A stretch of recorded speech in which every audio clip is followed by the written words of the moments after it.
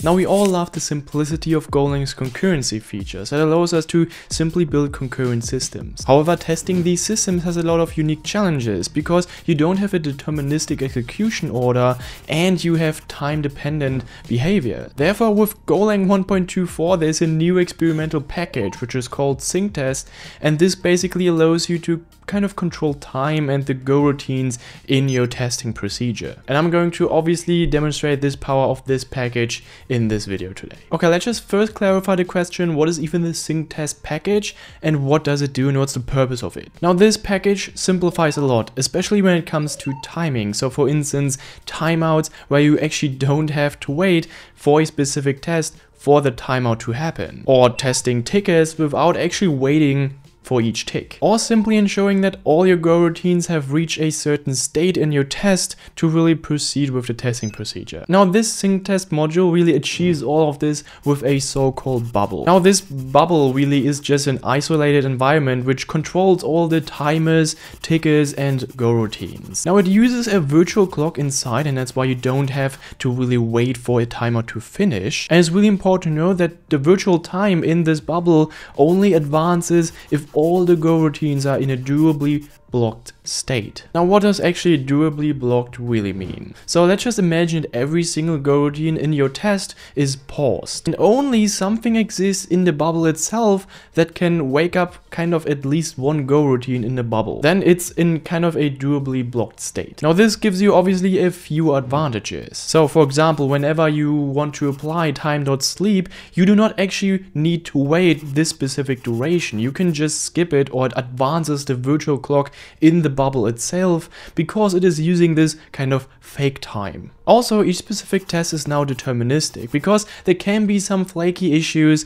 with time-related issues or goroutines. Now we are going to build in this specific video here an event processor, and we're going to keep this example really simple due to simply demonstration purposes. Now the event processor we are going to demonstrate here in a little bit will actually process the sent events concurrently, and it can act something similar to like a job queue, for instance. So we will have a goroutine that basically listens to the incoming events, and these events then will be processed concurrently. Okay, so what we are going to do first is define a event processor struct.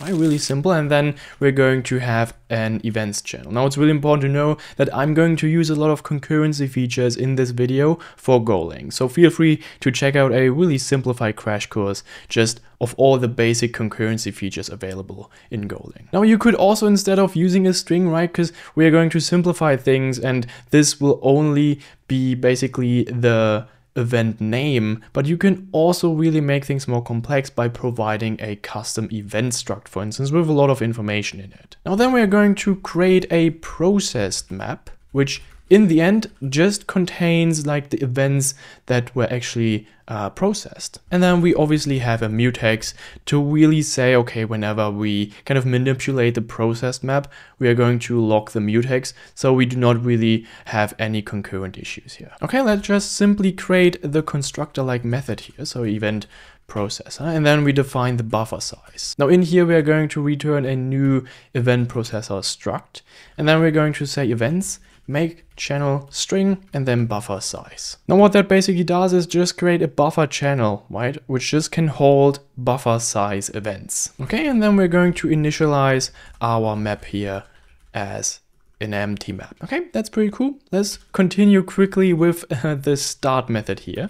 Now this start method just launches the event processing system in the background, which would pretty much mean that we just need to start a goroutine here. So we are going to say go func, right, and then we are going to execute this goroutine directly. And in here we are going to iterate over the events itself. So it basically keeps checking the events channel for new events, and if there is a new event, we are going to directly process it in this loop here. And obviously this is a blocking operation, right, if the specific events channel is empty, for instance. And then we're going to call a new function. Let's just call it handle event, and then we're going to pass in the event itself in here.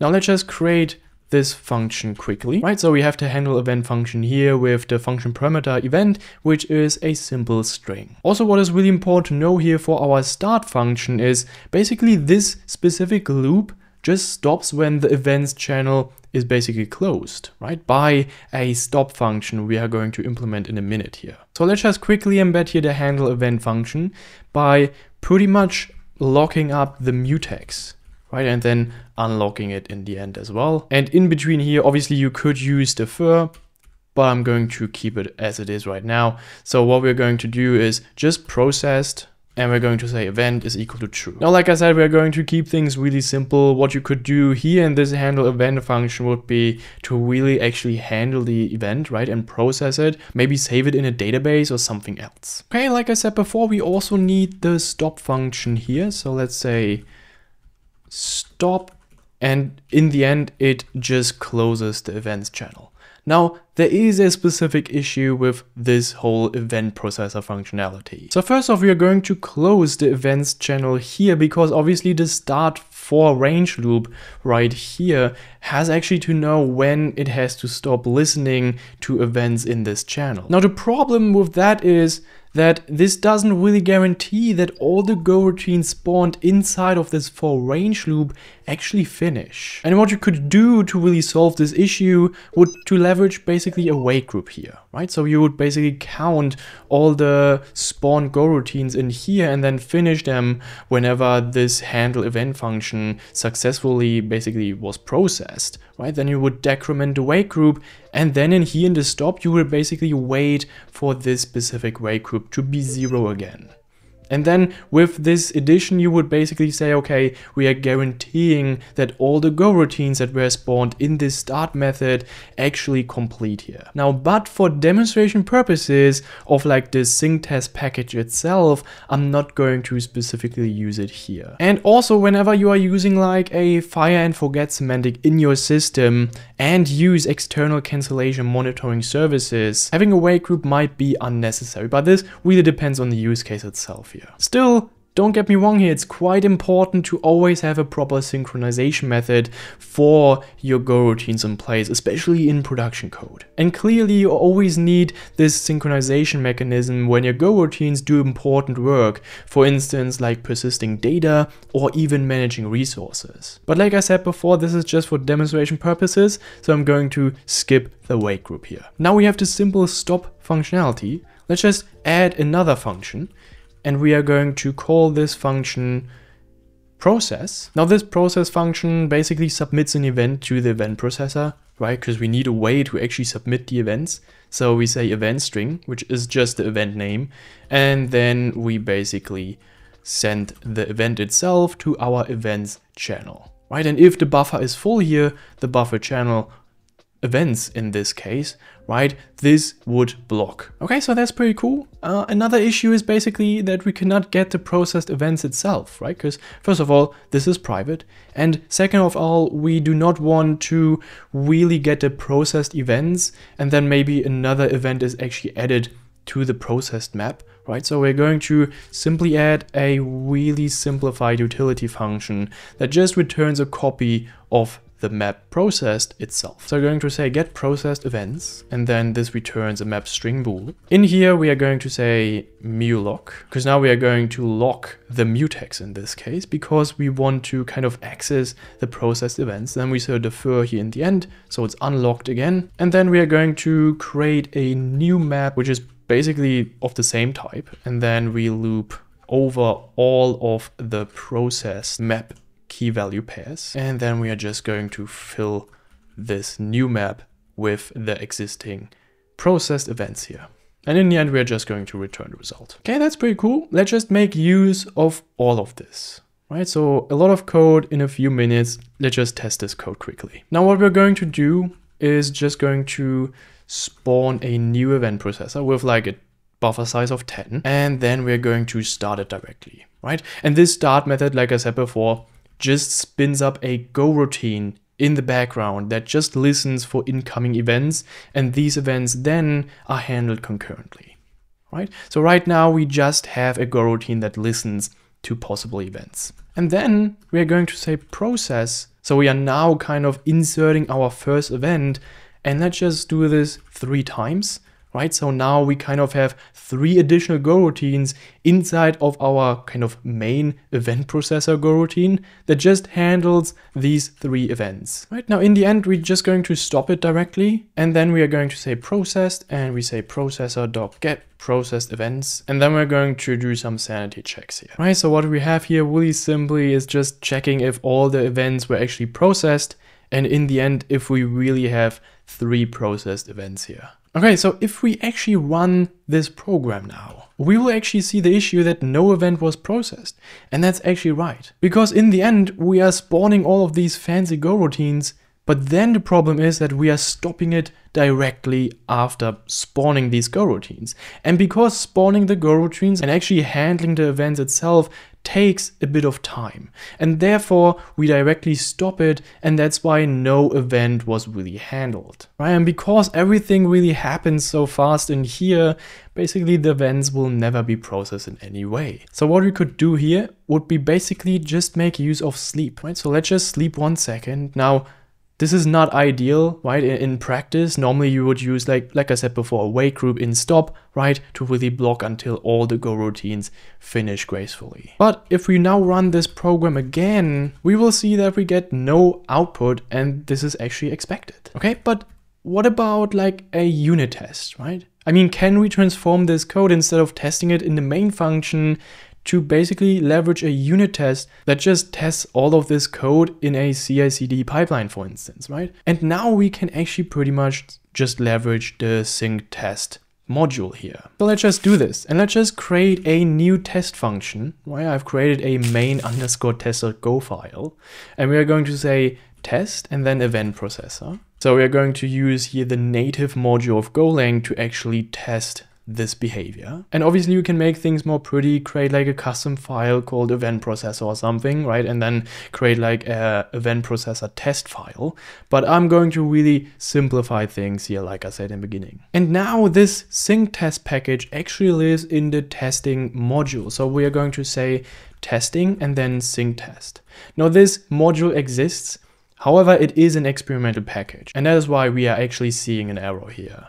But we can now leverage this synctest package. So we're going to say synctest, and then we say run. Now this run function takes an if function as a function parameter, and basically this now creates the bubble. And in the end, this really executes the test logic inside of this function here, basically in a concurrency-aware environment, but we can control this environment. Also, this synctest package does not only allow us to kind of have a virtual time, it also allows us to basically track the goroutines that actually were spawned during the test for like proper synchronization testing. Now, what we're going to do is basically the same thing we did in our main function. So let's just quickly copy all of this code and let's just paste it in. Now I'm going to quickly remove the time.sleep here, and then going to replace fmt.println with p.error. And now we kind of have 4 assertions here basically, right? That just test the functionality of the event processor. Okay, so what is actually the problem here?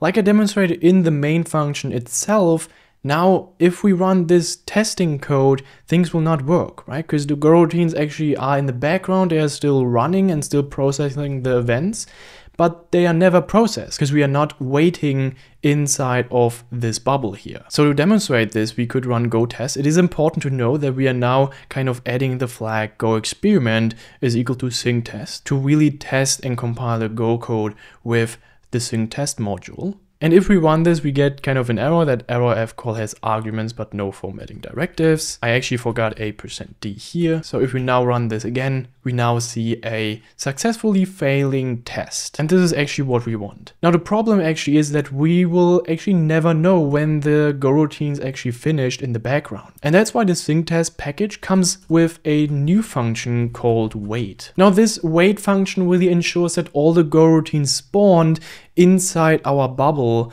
really during the test have been completed. Now you can actually see this as an internal wait group that waits for all the goroutines to be in a durable blocking state. Okay, now if we run this code here again, we actually see that our test passes, and that is pretty great, right? We do not wait an additional time, we just say synctest.wait to basically wait for all the goroutines inside of our bubble we've actually created through this synctest.run function.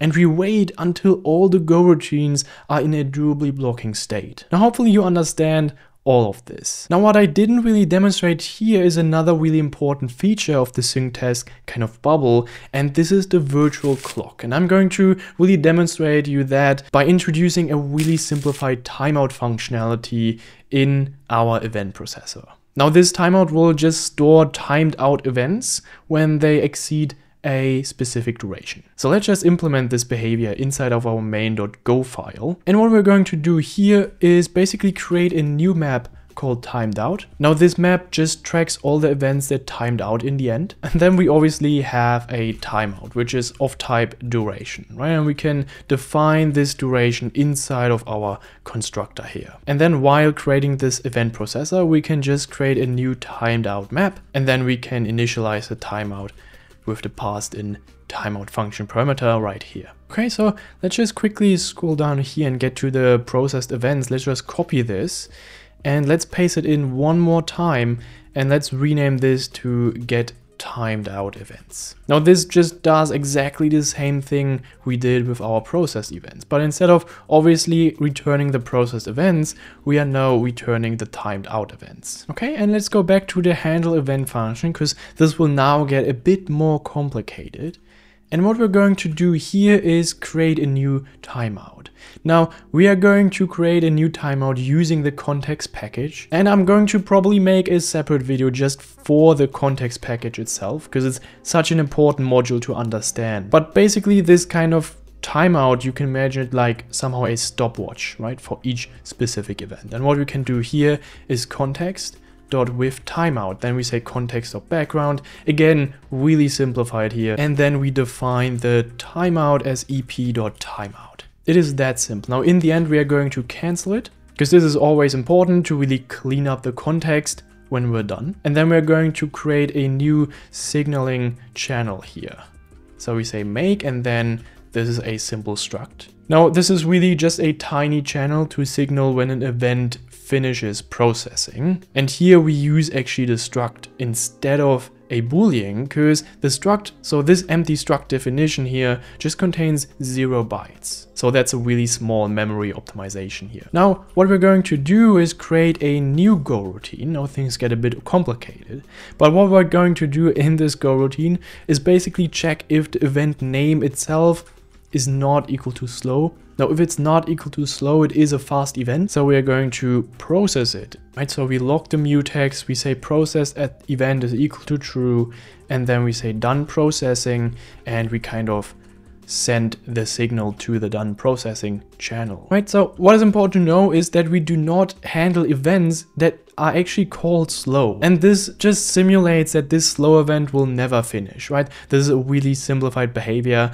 so we are not sending any signal in the end to this done processing channel, because we want to leverage the timeout in this case. So let's just create the select here, and then in case of receiving a done processing signal from the channel, we're just going to return here. But whenever we have a timeout, so ctx.done really signaling a timeout, then we're going to lock the mutex again, we're going to unlock it afterwards, and then we're going to say timed out at event is equal to true. And obviously we're going to say return here. Now again, what this really means is that it will process all the events except an event called slow, because we want to trigger this timeout whenever the event is called slow.